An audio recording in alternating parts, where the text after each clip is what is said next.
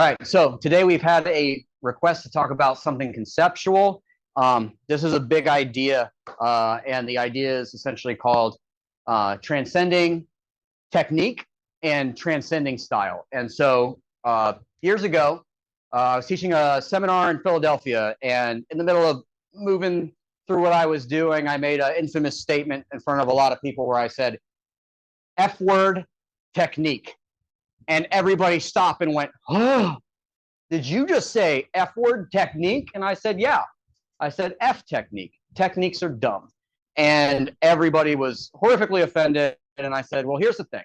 I said, essentially, I don't practice techniques, right? I make my own techniques as I see fit to solve the problems that I have at hand. And so this becomes a large contention point between how to integrate styles, what's important, what techniques are actually for, and a large part of training somebody to get into the space of being an instructor or to get somebody to be an adept and be very good has more to do with the fact of where your head space is at versus where your body space is.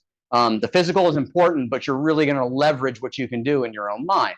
So what I'm going to do is talk a little bit in terms of visualizations, because this is a very this concept at hand is kind of personal to a lot of people, but if we put it in a format that's easy to hear about, like a visualization, it becomes more obvious. And so the visualization I'm going to use is, there's two. One of them is that first we're going to talk about fishbowls. And you can ask, like, okay, well, what's the deal with fishbowls? And the deal with fishbowls is that when you take a fish and you put it in an environment, like a little bowl, the word on the street is that a goldfish will grow to the parameters of its environment. Ergo, you put it in a fishbowl, it will be yay big. If you put it in another fishbowl, it will be yay big, right? So this is how styles work. Styles are fishbowls. Techniques are fishbowls. And if you put somebody into a style, somebody has to understand what the nature of the fishbowl is, right? And so a part of why this gets confusing with people is they look at across the lane and they think of things as style versus style or technique versus technique, but that's not really the issue. Thus, transcending that situation. What the issue is we're looking at causes and conditions of an environment. And so if I was to say to you, here's two statements. One is the popular statement and the other one is a better way to view this statement. I'm at a bar, I'm watching MMA, some dude does a kung fu move, and inevitably you hear somebody say, that's bullshit, right? And functionally, at face value, maybe. But the more important question becomes, what circumstance existed that allowed that piece of information to survive, right? That's an empowering question, because when you ask what caused that, now the brain works towards a solution of functionalizing something that was previously just stupid, right? And when we look at styles, we have to understand that styles are bullshit. And I say that because styles are a causality. They are a fishbowl in which certain people at war had to figure out certain things. And so if you ask me, hey, what's your favorite style? I'm going to tell you, I'm not infatuated with styles. I'm infatuated with survival. And I say that because if I'm at war or if I'm in a life or death situation, and I've spent many years as a paramedic, I've seen a lot of life and death situations. And when people are engaged in actual combat, when they think they're going to get shot, when they are actively being assaulted or think they're going to get stabbed, they don't care about technique. They don't care about style. They care about survival. They care about going home. So my answer to you, what's my favorite style, is I'm not infatuated with styles. I'm infatuated with surviving. And guess what? So was everybody else back in the day before they started creating these fishbowls we know as styles. If you look at Japan, for instance, there's a system of thought that exists within systems, right? This is this art, this is that art. But if you take it back to the history of it, which is the first thing you got to reconcile, what's the history? Where does it come from? That's number one, right? So two is, what environment were they in? And 3 is who are they fighting? These are the 3 fundamental things you have to answer in order to transcend technique and style. If I look at Japan 1,000 years ago, right, and I look at the conditions that were there, well, pre-samurai, there were certain body mechanics that looked more Chinese than they looked Japanese. Well, why is that? Largely because it was a different political situation, and they were drawing on Chinese resources philosophically in order to fill a lot of the gaps that they didn't establish culturally, right? So that's why their mindset was more fluid back then. That's why the art reflects that. But we can also look at like, okay, well, what are the samurai thinking about when they're on the battlefield?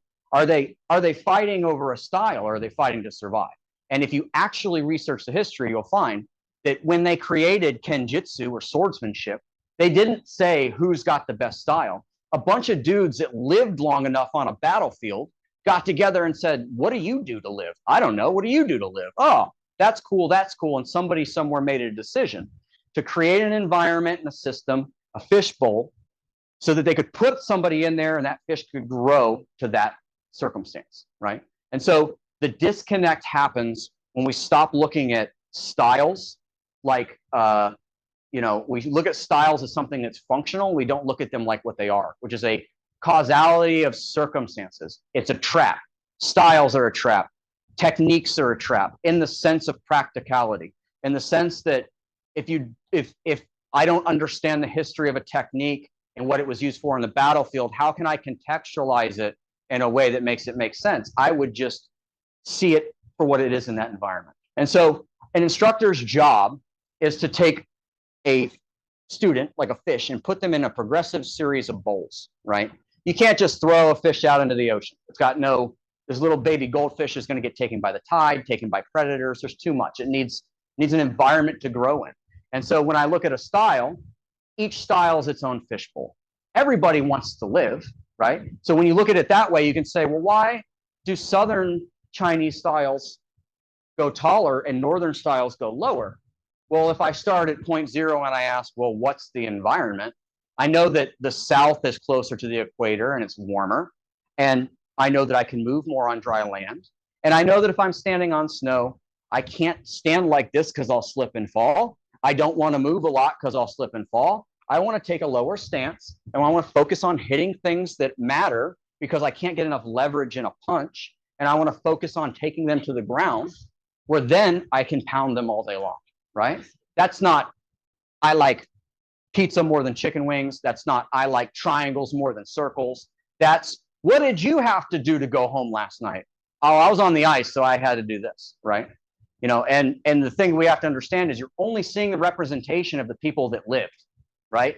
If you follow it back. Because the guys that were on the ice, that were doing this and blocking with their faces, evolution took place and they don't exist anymore. So we don't get to hear about them in history. They got fed to something else. They got fed to the guys that could operate in that circumstance. So when we understand it from that perspective, when we are looking at, like, let's say a curriculum, yellow belt, level 1, level 2, level 3, level 4, you have to be aware of the fact that each bowl has its own set of rules, whether it's a style, whether it's a technique, whatever it is. And if I have a bowl that's got no shade, and my fish is inside of that bowl, and the sun's beating on it constantly, and it's smart enough or skilled enough to survive, it's going to learn how to either absorb sunlight, it's going to learn how to create shade, and it's going to adapt to its environment in a very specific way to survive, right? Same thing if I went into a fishbowl that's completely dark. That fish doesn't see anything. He has to feel everything. So maybe that fish has more sensitivity. Maybe his style is more flow-based because there's nothing to look at. Maybe a hand pops into the fishbowl every 10 seconds and grabs one of his buddies. And he develops a sense of rhythm to survive. And so where technique is a trap, where styles are a trap, is where we identify the style as the end goal and not as a causality of survival. We have to have context in terms of the history. Well, what if it wasn't a hand? What if it was every 10 seconds a spear came in? What if every 5 seconds? Well, then we could look at those 2 different fish in the same environment, dark, with a different kind of predator, And we could see maybe a base skill set that's the same with a little bit different flavor, which is why you have differences in this kind of karate versus that kind of karate. Why guys in this town were different from that town, because these guys fought the Spaniards and these guys fought these guys. And those guys had metal, so they learned how to break people's armor. These guys didn't have metal, so it was all about having a larger thing to swing that could actually cut somebody. So you see the causality of the conditions through the history. And the thing to understand is that the technique is just a way to get to their survival. And in practical terms, techniques you don't force a technique to happen. Techniques choose themselves because somebody's too focused on the target to care about the technique. It's the only time it can really work like that in a practical sense. And so when people say, hey, I don't know, I go into a full contact fight and I do a thing and it doesn't work. It's like, are you focusing on the target, or are you being confounded by how many tools are on your belt? That's two different things. One is process, one is being in the fishbowl, one is learning how to swim and avoid the predator. So in this sense, it's important once somebody gets to a base level of understanding with body mechanics and they can do some things, that the next step in evolution isn't to be better at the technique. The next step in evolution is to change the fishbowl. So my job as an instructor is to build fishbowls and put people in them. And when they take on the survival characteristics of that, is that at the end is to break all of it. Okay, so there's no longer a structure there. And you say, well, oh my God, you know, like now you have a fish flopping around. This poor student, it's all chaos. It's chaos. There's air. It's like, that's your first lesson. You know, there's air. You thought there was just water. You thought the world was water, right? And so everything that somebody thinks may be true or not true is going to be something that they have to figure and re-see in their own minds. They have to recontextualize, right? So this is where styles and techniques become a hindrance, where identities and styles and techniques and structures become a hindrance. And once you take that fish and you put them into a larger body of water, they will begin to adapt and change. And so there's a legend in Japan and in China that we talk about a lot, and I use it as a visualization of the trap of styles, as well as the trap of techniques, as well as the blind spots that happen by going into a fishbowl and believing that the world is water, that it's only one way within your hula hoop, so to speak. What we do is, as we build out mechanically, we stretch out and we go larger. My personal experience, I went from fishbowl to fishbowl to fishbowl and gained proficiency and broke the fishbowls. Next, to go to the next stage, right? And for me, I was able to work that to where I could go back to the areas in the world where these styles originated from. And that became my new fishbowl. It was just bigger. It was an aquarium now. Go to Japan and play around in the places where techniques were invented. Here's what I find. Wow, this is why this works.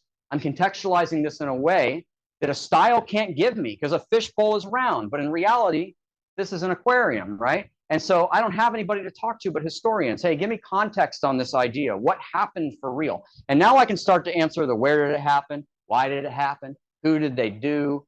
Fights against, right? And so now I'm changing and I'm growing to meet the new environment, right? And this has happened for me personally in all places in the world where I've gone to train. I've always taken this with me. And it stems from one idea, which is not to say that is bullshit. It's to say what let that technique survive so long. And that creates a process of investigation that will empower you in a way that will make techniques irrelevant and styles irrelevant through understanding context. The legend is this. There's a carp, which is for all practical purposes, a really cool looking goldfish, right? They're pretty similar. The idea is this, there's carp and it goes into a body of water. It's in the first lake and it grows to be the size of the body of water with its friends, right? And it's super cool. They think that's the world. And this carp is driven and it's following the flow of the lake, not the container. And it goes to the next lake and it gets bigger. And not all the friends make it, right? It's just now surrounded by the ones that could actually follow the flow. And it keeps going. It goes to the next body. It goes to the next body. It goes to the next body. And finally, it reaches this place that it sees on the other end of this body of water. And it sees that it feeds into this huge body of water that it can't even see, right? And at the end of it is a shrine. There's a gate. In Japan, they call it a torii gate. There's a space that's natural and sacred, and they put a torii gate up, and it marks this as a beautiful location and also a location for what they call kami in Shinto, which would be like the gods, right? And so this carp that grew to the specifications of its container, at that point, through will, swims so hard and jumps so hard out of the container that it goes up over the water and into the large body of water, right? And when the kami sees it, because it's in a completely limitless environment, it blesses the fish, and the fish grows into a dragon. And now it's no longer bound by water. It's no longer bound by air. It's not even a fish anymore. You know what I mean? Like, it's not any of those things. It is the incarnation of all of the causality of those things, the goal. It is the goal. It embodies the goal. And so there's a difference between being working a triangle footwork and being the center point of the triangle. One is a dragon and one is not. There's a difference between somebody who is doing a technique and somebody that is the technique. One is a dragon and one is not. And the only difference between the dragon and the fish is the realization of the container. And the realization of the container comes with appropriate context. It comes with understanding the nature of the container, understanding the rules, what gave birth to those things, and then you can free yourself of that container because it's no longer useful and go to the next one. And this is a series of containers in martial arts. When we look at a technique is a container. It's a way to get to an end result. The guys that were using it successfully did not know they were doing techniques. They were trying to go home. They were trying to hit a target. I want to kill my guy and leave. I have family. You ask them if it was a sunk it or if it was a block, they won't know what to tell you. They were so focused on getting the guy, they got the guy. And what does it matter anyways? Right? The techniques are relevant. They transcended the technique by having that drive and being willing to navigate the reality of their situation, right? The problem for us in today's era is we live in an environment where the chances of somebody burning your village to the ground are a distant memory for your family. And so there's no context to bring that over unless you live in a war zone. If you live in a war zone, you don't look at martial arts the same way. There are parts of the countries, like I've gone to in different countries that don't have guns, they don't look at martial arts the same way because half of them have been knifed. When you've been stabbed, you don't think of martial arts as something cool to do on a Tuesday. It's not a fishbowl. You look at it as a means to get to a goal, which is to not get stabbed, which is to go home. And so the end goal of all this becomes that if you can constantly get into the headspace of understanding that everybody that does something that works is doing the same thing, the only thing that makes it really different when you look at it is what was the history, what were they fighting, and what is the topography, the land doing, then you have the ability to take anything that has survived throughout martial arts and make it work at any time, regardless of environment, regardless of person, regardless of whatever it is, because you are the main driving force. You are the dragon, right? And you are not bound by the water itself. And so this is this concept of transcending technique. This is the concept of transcending styles. We have to, like my students, I tell them, we have to understand that styles are a trap. We have to understand that techniques are a trap. We have to understand that just 100 years ago, and this is how I was trained, they didn't even teach you a curriculum until after you had already mastered the basic skill sets to survive. And the only reason they gave you a curriculum was it was a business plan because nobody in the Philippines had a common core language back then because there's so many dialects. The only thing I can give you is a physical practice. But why would I give you my catalog for my business, my curriculum, if we weren't connected? I wouldn't do that. 100 years later, now everybody's focused on the catalog and they are not focused on what the actual goal is. So in this sense, to grow and function, to transcend technique, to transcend styles, it requires an understanding of what the focus is, what you're looking at contextually, and to understand what matters by constantly engaging in and breaking through layers of progression that are in themselves those fishbowls. And when you do that, you get to look at somebody and they say, hey, Cody, how did you just do that technique? And I can go, what technique? And they go, that one right there. And I go, hey, man, F technique.